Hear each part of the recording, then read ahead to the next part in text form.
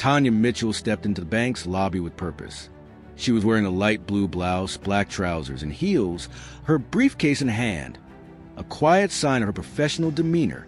But underneath her composed exterior, Tanya's heart was pounding in her chest. It wasn't her first time applying for a business loan, but something about this meeting felt different. She had spent months preparing her application, a detailed business plan for her new hair salon, market research, her financial history, and projections for the next 5 years. She had a vision of expanding her small beauty business into something bigger, a dream that had been years in the making. With the right funding, she could finally hire more staff, offer additional services, and turn her dream into reality. Tanya had worked hard for everything she had. Her salon was a success, but she needed this loan to take it to the next level. She had never asked for help, and now that she hoped the bank would see her potential and give her the opportunity to prove herself. She took a deep breath as she approached the teller's window, her nerves starting to show despite her best efforts. The woman behind the counter was young, early 30s, with short blonde hair and a tight, professional smile. Tanya had never met her before, but the teller's slightly cold eyes gave her an uneasy feeling. Still, Tanya tried to shake it off, offering a polite smile. "Good morning," Tanya said, handing over her application and financial documents. The teller didn't immediately take the papers. Instead, she glanced at them, then back at Tanya, her expression unreadable. Tanya felt her stomach twist. The tension in the air was palpable, like the calm before a storm. "You're applying for a business loan?" the teller asked in a flat, unfeeling tone. "Yes," Tanya said, her voice steady but with a hint of uncertainty. "I'm looking to expand my beauty business."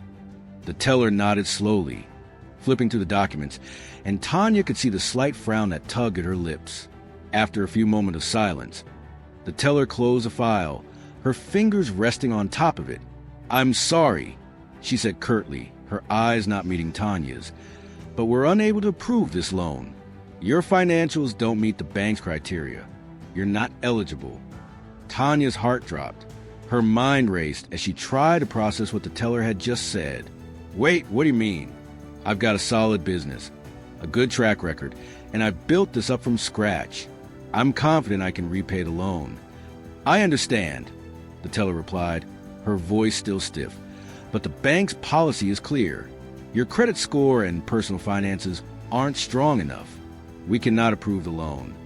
Tanya swallowed, trying to keep her composure, but it was hard.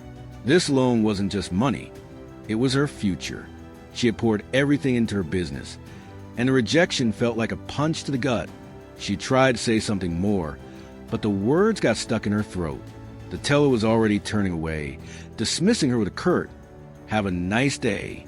Tanya stood frozen, her breath shallow, as she watched the teller go back to her work. She felt her world tilt as she walked out of the bank. The doors closed behind her, and for the first time in a long time, she was unsure of what to do next. The next morning, Tanya received an unexpected call. She had spent the night processing the loan rejection and trying to figure out her next steps. But this call was from a number she didn't recognize. "Hello, is this Tanya Mitchell?" the voice on the other end asked. "Yes, this is Tanya." "Who's calling?" Tanya replied, still groggy from sleep. "This is Catherine Simmons, the regional manager at Hudson Bank. I wanted to personally inform you that we reconsidered your application and would like to offer you the loan you requested.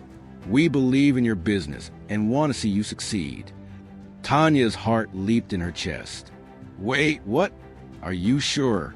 "Yes," Catherine said, her voice calm and professional. "We've reviewed everything again, and I believe we made a mistake yesterday. We're willing to approve the loan." Tanya's voice caught in her throat.